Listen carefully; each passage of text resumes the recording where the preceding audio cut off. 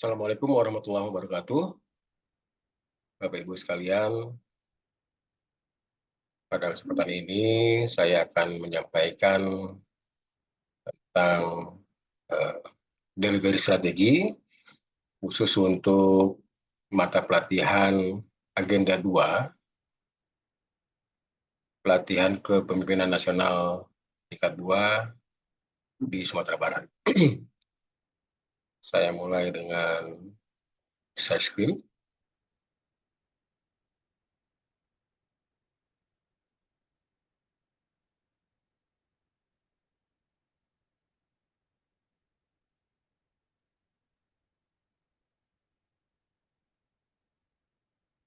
Jadi ini adalah strategi bagaimana supaya materi pokok dari Agenda 2 tentang kepemimpinan strategis dapat kita berikan kepada audiens, pada peserta pelatihan.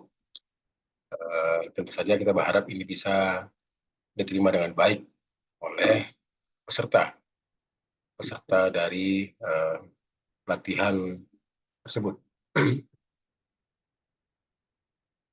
Saya mulai dari kebijakan yang ada Perlan nomor 5 tahun 2022, kemudian dan perubahannya Perlan nomor 6 tahun 2022, kemudian Keplan nomor 1 tahun 2023 tentang kurikulum pelatihan struktural kepemimpinan, kemudian Keplan nomor 2 tahun 2023 tentang pedoman penyelenggaraan pelatihan struktural kepemimpinan.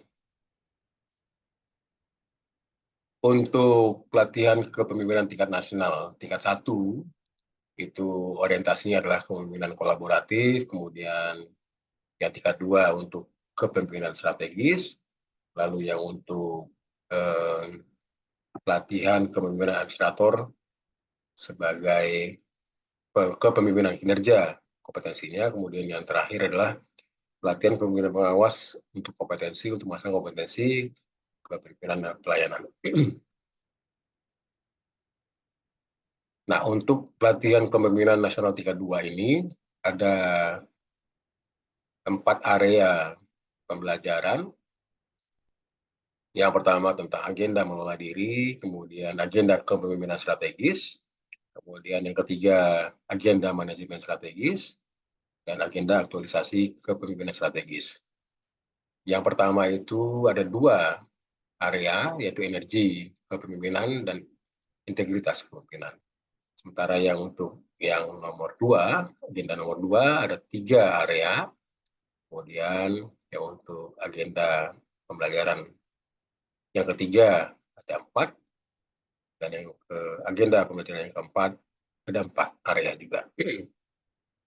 Khusus saya akan menyampaikan strategi delivery tentang agenda kepemimpinan strategis, yaitu tepatnya agenda yang kedua, agenda kepemimpinan strategis yang kedua, yang meliputi tentang kepemimpinan digital, areanya ada 3, tentang kepemimpinan digital, kemudian kepemimpinan kewirausahaan, organisasi pembelajar. Yang ketiga adalah organisasi pembelajar. Namun sebelum masuk ke 3 area tersebut, sedikit saya menjelaskan tentang apa itu kepemimpinan strategis. Paling tidak ada 7 hal yang bisa kita akan disampaikan tentang modul kepemimpinan strategis tersebut. Tentu yang pertama adalah kita akan mulai dari apa itu pengertian pemimpin dan kepemimpinan. Dari 2 terminologi ini juga sudah berbeda antara pemimpin dan kepemimpinan. Kemudian juga yang kedua berikutnya adalah bagaimana kira-kira kriteria pemimpin yang baik. Tentu kita menginginkan seorang pemimpin yang baik, seorang pemimpin yang bisa membawa kita mencapai tujuan organisasi dengan lebih baik, lebih cepat. Kemudian, bagaimana pula menurut para ahli tentang kepemimpinan tersebut? Para ahli akan membantu kita memberikan arti atau makna tentang apa itu kepemimpinan sesungguhnya. Berikutnya adalah apa kira-kira hal-hal penting yang harus dimiliki oleh seorang pemimpin. ada kepribadian yang melekat kepadanya, kemudian ada hal-hal yang bisa kita ambil dari yang bersangkutan, kemudian ada hal-hal yang bisa kita tiru, yang bisa kita lakukan sesuai dengan apa yang diajarkan oleh yang bersangkutan sebagai pemimpin. Kemudian berikutnya adalah bagaimana tentang leadership strategi, kepemimpinan strategis. Apa itu sebetulnya leadership strategi? Dan kemudian kita akan juga sampaikan kepada audiens, kepada peserta pelatihan, tentang karakteristik apa kepemimpinan strategis tersebut. Dan pada akhirnya, ya, kita akan sampaikan tentang apa saja kira-kira indikator keberhasilan kepemimpinan tersebut. Inilah kira-kira pokok bahasan yang akan kita sampaikan nanti di dalam modul agenda 2 ini tentang kepemimpinan strategis. Nah, sebagai salah satu contoh yang akan disampaikan adalah beberapa indikator kepemimpinan strategis. Indikator pertama adalah arah strategis. Menentukan kemana arah strategis organisasi dengan mengembangkan visi jangka panjang instansi tersebut atau organisasi tersebut. Kemudian mampu mengelola sumber daya, menggali lebih jauh sumber daya yang dimiliki dengan mengoptimalkan kinerja dari organisasi. Kemudian yang ketiga adalah budaya organisasi. Yang keempat adalah menjunjung tinggi tentang etika, etika berfungsi untuk mengatur tindakan dan perilaku anggota organisasi berdasarkan aturan-aturan yang ada. Kemudian juga kontrol organisasi. Bagaimana perlunya seorang pemimpin untuk mengontrol jalannya organisasi yang dia pimpin. Area yang pertama dari agenda 2 ini adalah tentang kepemimpinan digital. Khusus untuk kepemimpinan digital, ada beberapa hal yang akan kita sampaikan kepada audiens. Yang pertama adalah tentang short story about digitalization. Kita akan sampaikan sedikit tentang cerita tentang digitalisasi itu sendiri. Kemudian bagaimana pemimpin versus digital? Apa yang harus dimiliki oleh seorang pemimpin? Kemudian bagaimana dia mengelaborasi digital menjadi bagian dari diri kepemimpinannya. Dan berikutnya adalah tentang digital transformation. Transformasi digital. Sesuatu yang sifatnya manual, konvensional, berubah menjadi digital. Ini juga terkait dengan tuntutan zaman pada hari ini, di mana tuntutan yang makin tinggi, semua orang butuh cepat, layanan cepat, kemudian data yang cepat, terstruktur, dan lain-lain, maka digital akan membantu kemajuan teknologi dan informatika akan sangat membantu kita untuk menemukan hal-hal tersebut. Nah, bagaimana pula kita bisa mentransformasikan antara yang konvensional menjadi yang digital? Kita coba akan sampaikan tentang digital transformasi tersebut di dalam area kepemimpinan digital. Kemudian tidak terlepas dari seseorang yang akan memimpin organisasi tentang digital tersebut, yang disebut dengan digital leadership, kepemimpinan digital. Apa yang harus dimiliki oleh seseorang yang bisa dipanggil, di-call sebagai seorang digital leadership. Kemudian juga kira-kira pilar-pilar apa saja tentang yang harus ada di dalam digital leadership. Pilar-pilar ini akan mendukung, menyokong kepemimpinan seseorang, di mana dia menjadi salah satu motivator, jadi trigger bagi bawahannya untuk bisa menjadi seorang digital leadership. Kemudian juga, apa sih kira-kira karakteristik kepemimpinan digital? Karakter pemimpin yang bisa disebut sebagai digital leadership tadi. Kemudian juga, kira-kira tidak mungkin seorang digital leadership tidak punya skill. Tapi skill inilah skill yang disebut dengan skill kepemimpinan digital. Bukan skill dia sebagai individu yang mengetahui tentang digital, tapi skill kepemimpinan digital. Agak berbeda dengan skill sebagai orang yang memang menguasai bidang IT, tapi adalah skill kepemimpinan digital.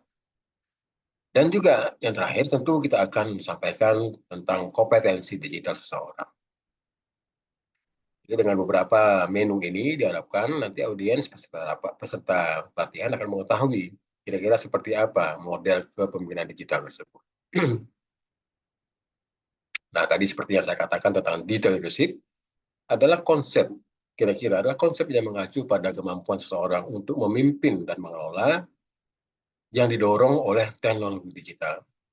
Tentu paling tidak yang bersangkutan harus mengetahui juga tentang perkembangan teknologi digital pada hari ini, karena juga dia akan menjadi pilot bagi organisasi yang dia pimpin untuk bisa mencapai tujuan organisasi yang berlandaskan kepada kemajuan teknologi digital tersebut. Kesuksesan suatu organisasi tidak hanya diukur dari kinerja para staf atau personelnya saja, tapi yang penting adalah bagaimana kompetensi pemimpin organisasi tadi yang seperti yang disampaikan sebelumnya. Kompetensi menjadi sangat penting untuk bisa mengukur tingkat kesuksesan suatu organisasi. Nah, kemudian bagaimana pula dengan karakteristik? Ada yang disebut dengan digital business.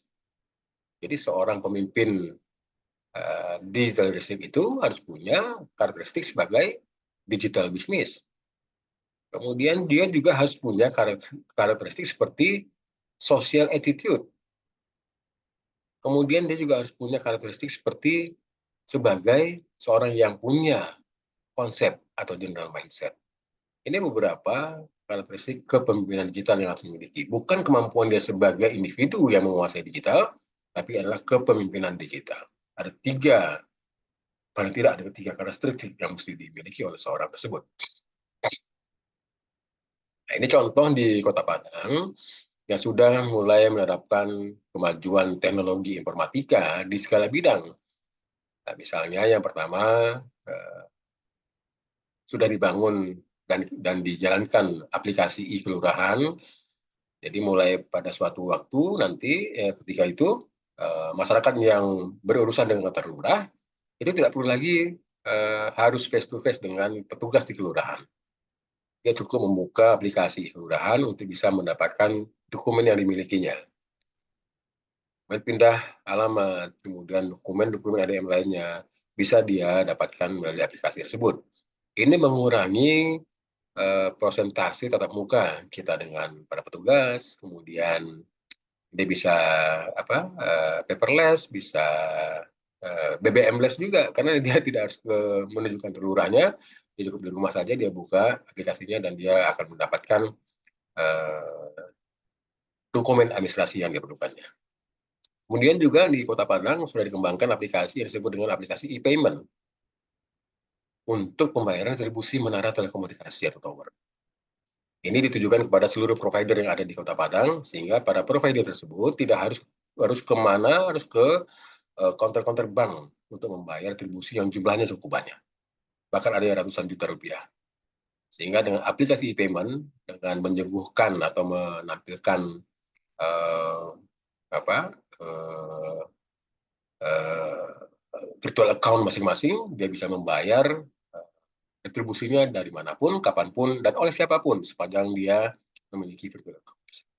Ini salah satu kemajuan teknologi digital yang luar biasa yang sudah diadopsi oleh Kota Padang, yang pada hari ini sudah dikembangkan dan sudah rasanya sudah mulai direplikasi oleh daerah-daerah lain. Ini menjadi salah satu kebanggaan di Kota Padang juga.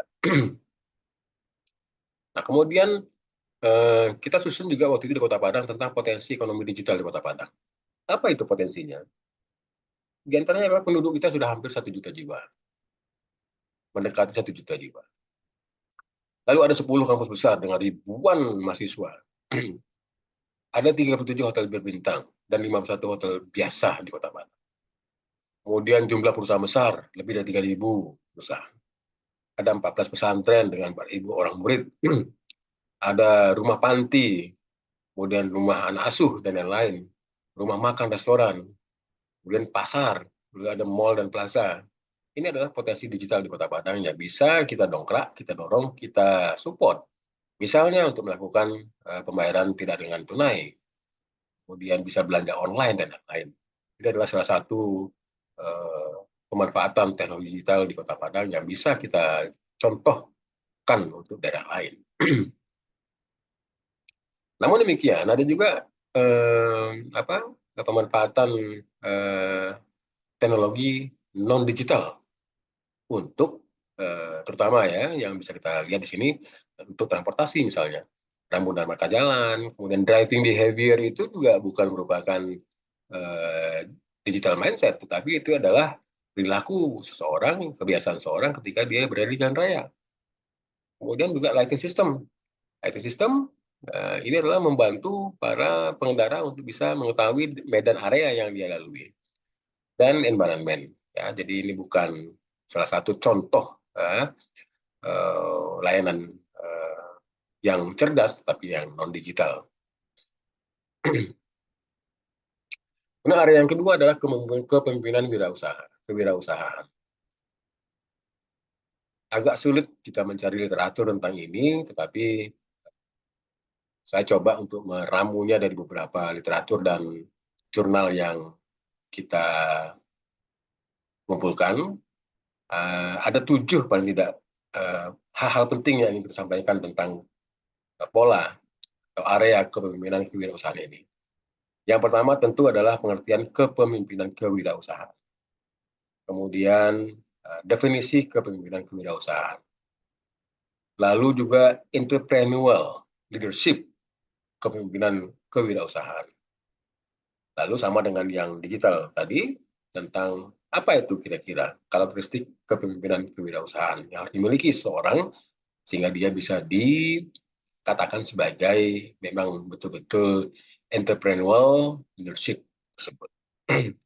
Kemudian kita juga akan coba bahas nanti di situ tentang kira-kira makna masing-masing karakteristik dari kepemimpinan kewirausahaan tersebut. Lalu juga kita akan sampaikan tentang able to motivate entrepreneurial leader. Bagaimana dia sebagai roda penggerak, sebagai trigger, bisa memotivasi member dari organisasinya untuk bisa mempunyai jiwa entrepreneur, kemudian jiwa kewirausahaan yang bisa dipertahankan di dalam organisasinya. Dan tentu juga akan kita sampaikan porsi tentang persisten entrepreneurial leader, di mana kepemimpinan kewirausahaan ini juga erat kaitannya dengan apa yang disebut dengan entrepreneur. Nah, kira-kira ada 5 komponen kepemimpinan kewirausahaan yang harus dimiliki, yang harus ditopang untuk bisa organisasi kepemimpinan kewirausahaan itu bisa berjalan dengan baik. Yang pertama adalah innovativeness. Bagaimanapun di dalam perkembangan TI yang pada hari ini luar biasa, inovasi adalah sesuatu yang sangat dibutuhkan. Kemudian proaktiveness. Yang ketiga risk taking, bagaimana dia bersedia untuk mengambil risiko tentang sesuatu yang akan dituju, tetapi bukan tanpa kajian yang mendalam. Banyak orang yang tidak mengambil risiko dan mau bermain aman, karena dia sudah merasa di zona nyaman, di comfort zone, dan dia tidak mau mengambil risiko tertentu, dan dia tidak mau tidak suka dengan something challenge yang baru, maka dia sudah berada di zona nyaman, maka orang-orang seperti ini tidak akan bisa menjadi kepemimpinan kewirausahaan. Lalu mengorganising kelompoknya, organisasinya, dan conducting. 5 ini menjadi salah satu menjadi komponen penting dari kepemimpinan kewirausahaan. Karakteristiknya seperti apa? Kira-kira ada 8 paling enggak karakteristik kepemimpinan kewirausahaan itu. Yang pertama adalah able to motivate entrepreneurial leader. Kemudian achieve mentor-oriented, kreatif, fleksibel, passion, bagaimana dia bisa sabar menghadapi gelombang persaingan yang luar biasa pada hari ini. Kemudian persistent entrepreneurial leader, lalu risk taker, dan visionary. Ini adalah 8 karakteristik kepemimpinan kewirausahaan yang harus dimiliki oleh seseorang, kita bisa membawa organisasinya menjadi lebih baik. Kemudian area yang ketiga adalah area kepemimpinan organisasi pembelajar. Bagaimana strateginya? Sama dengan kepemimpinan kewirausahaan, saya juga kesulitan untuk tadi informasi tentang hal ini, tapi akhirnya kita memperoleh beberapa textbook dan beberapa jurnal yang terkait dengan learning organization ini yang kita coba ramu, hingga paling nggak ada 7 hal yang bisa kita sampaikan untuk kepada audiens, kepada para peserta PKN 2 nanti tentang ketika dia mengikuti pembelajaran mengenai kepemimpinan organisasi pembelajar ini. Yang pertama adalah pengertian organisasi pembelajar itu sendiri. Ada banyak terminologi tentang ini, tetapi dan memang semuanya hampir mirip, tidak terlalu definisinya tidak terlalu jauh antara satu definisi dengan definisi yang lain, tapi ini bisa kita jadikan sebagai salah satu terminologi yang kita ambil dalam pembelajaran ini. Kemudian kita juga minta pendapat ahli, kita juga saring searching tentang bagaimana pendapat ahli tentang organisasi pembelajar ini. Apa pendapat ahli tentang apa yang harus dimiliki oleh organisasi pembelajar. Kemudian sama seperti yang sebelumnya, ada komponen-komponen juga yang harus dimiliki oleh sebuah organisasi pembelajar. Komponen penting yang harus dimiliki oleh organisasi pembelajar. Kemudian, bagaimana cara membangun organisasi pembelajar? Apa yang dilakukan? Bagaimana kita membangun supaya ini bisa build up, tetap terjaga dengan baik. Dan fungsinya, fungsi bagi pemimpinnya, fungsi bagi fungsi bagi anggota organisasinya, dan fungsi bagi orang lain. Sehingga dia bisa menjadi juga seperti motivator bagi anggota sendiri dan orang lain. Kemudian asistensi. Bagaimana asistensi organisasi pembelajaran tersebut di tengah-tengah masyarakat yang plural pada hari ini. Dan terakhir tentu akan kita bahas juga, disampaikan juga tentang apa saja pilar organisasi pembelajaran tersebut. Nah, seperti tadi yang saya sampaikan, kita sampaikan sedikit saya sampaikan di sini tentang beberapa komponen yang harus dimiliki oleh organisasi pembelajaran tersebut. Yang pertama tentu adalah pemecahan masalah dengan sistematis. Di organisasi pembelajaran ini harus memiliki modul, cara, way, kemudian track untuk pemecahan masalah dengan cara sistematis, tidak bertele-tele. Lalu yang kedua adalah eksperimen dengan pendekatan baru. Ada hal-hal baru, ada hal-hal yang ditemukan yang bisa menjadi bagian dari pemecahan masalah yang ada di organisasi tersebut, diambil, kemudian ini dilekatkan. Jadi tidak harus kita a priori terhadap pendekatan yang baru tersebut. Siapa tahu itu adalah pendekatan yang paling cocok untuk di organisasi kita. Kemudian belajar dari pengalaman sendiri dan sejarah masa lalu. Itu juga menjadi bagian penting dari sebuah organisasi pembelajar. Pengalaman sendiri, ada banyak hal yang sudah kita alami, kemudian kita juga jatuh bangun sendiri misalnya, kemudian juga kita ambil sejarah orang lain, menjadi pembelajaran buat kita pada hari ini untuk kita lakukan perbaikan pada masa yang datang. Pengalaman itu menjadi penting bagi seseorang untuk bisa membangun eksistensi pada masa yang datang. Karena itu, pengalaman sendiri dan sejarah masa lalu menjadi bagian penting dari sebuah organisasi pembelajaran untuk bisa dia tetap eksis. Kemudian yang keempat adalah belajar dari pengalaman dan praktik terbaik orang lain. Best practice. Ada banyak orang-orang hebat di luar sana yang punya pengalaman yang luar biasa, yang bisa kita jadikan sebagai hikmah. Contoh, tidak usah malu untuk mengambil keberhasilan orang lain, meniru bagaimana orang lain berhasil melakukan sesuatu. Tapi kita tiru dengan melakukan hal yang sama, tetapi dengan cara kita sendiri. Daripada kita tidak bisa akan berkembang, karena kita menutup mata terhadap praktik baik orang lain. Kita tidak mau mengambil kesuksesan orang lain untuk kita adopsi pada organisasi kita. gengsi kita, biasanya seperti itu. Nah, ini seperti ini, mindset seperti ini tidak laku lagi pada hari ini. Makanya pengalaman dan praktik baik orang lain itu menjadi salah satu motivasi kita untuk bisa mengembangkan apa yang harusnya kita miliki pada masa yang datang. Kemudian yang kelima adalah mentransfer pengetahuan dengan cepat dan efisien ke seluruh organisasi. Bagaimana delivery ini bisa cepat dilakukan, cepat tersampaikan, tidak bertele-tele, efisien dan efektif, sehingga organisasi ini menjadi tetap eksis. Upaya preventif tentang eksistensi organisasi pembelajar itu, misalnya berfungsi sebagai instrumen atas berbagai tindakan yang menyimpang secara lebih dini. Ini EWS-nya ya, early warning system-nya yang mesti kita kedepankan. Kemudian pentingnya melakukan tindakan deteksi dan koreksi secara dini terhadap berbagai kesalahan yang sudah dan mungkin yang akan terjadi di masa datang. Jadi forecasting teorinya juga jalan di sini. Ada teori kemungkinan, teori apa namanya, teori awang-awang yang bisa membaca kira-kira ke depan itu akan seperti apa, dan ini menjadi penting juga di dalam organisasi pembelajaran.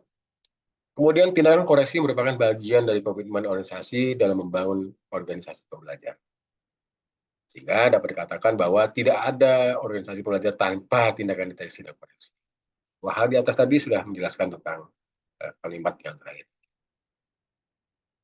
Baik, kami kira demikian Bapak dan Ibu sekalian, bagaimana saya menyampaikan tentang strategi pembelajaran agenda 2 di PKN 2 ini, sehingga nanti strateginya sudah saya susun ini bisa tersampaikan dengan baik nanti kepada seluruh peserta PKN 2 yang akan dimulai nanti. Memang belum sempurna apa yang sudah saya rancang ini, tapi paling tidak ini bisa menjadi bagian atau substitusi lah dari strategi yang lain yang bisa digabungkan ke sini, atau yang dari saya digabungkan ke yang lain untuk bisa menjadi cara terbaik mendelivery materi PKN 2 khususnya untuk agenda 2 tentang kepemimpinan strategis ini. Demikian, banyak maaf. Assalamualaikum warahmatullahi wabarakatuh.